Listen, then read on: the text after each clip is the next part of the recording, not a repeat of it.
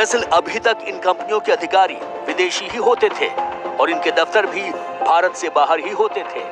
इसलिए जब भी कोई विवाद होता था तब ये कंपनियां बच जाती थीं, क्योंकि भारत में नहीं होने की वजह से इन पर भारतीय कानूनों को पालन करने की बाध्यता नहीं थी।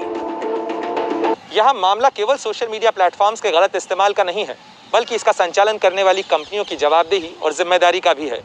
साथ ही मुद्दा इन कंपनियों के टैक्स ताने बाने का भी है, जिसके कील कांटे सरकार दुरुस्त करना चाहती है।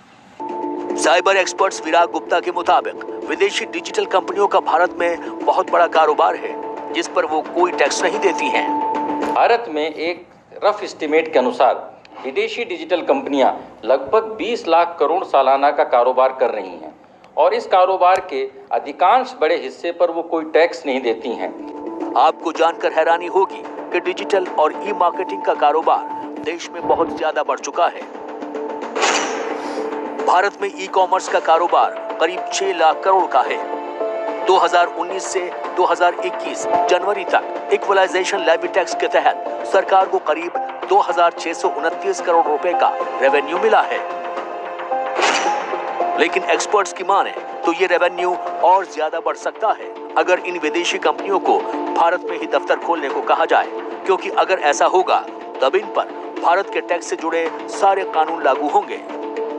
इन कंपनियों के भारत में दफ्तर हैं और इन कंपनियों के भारत में लोग हैं, तो उन लोगों के ऊपर कंपनी कानून के तहत, इनकम टैक्स कानून के तहत भारत के सारे नियम लागू होंगे।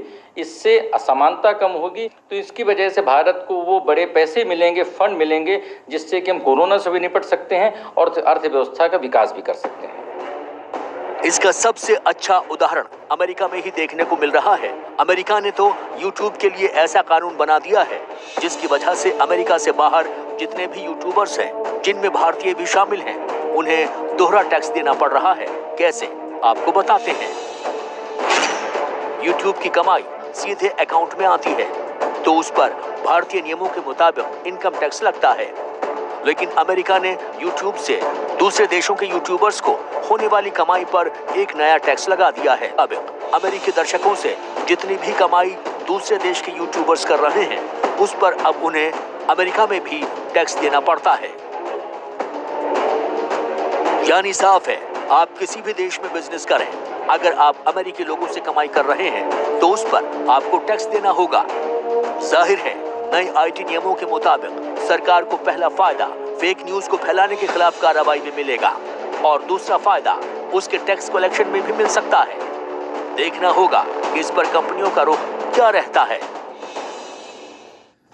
वक्त हो चला एक छोटे से ब्रेक का, लेकिन यहाँ आपको याद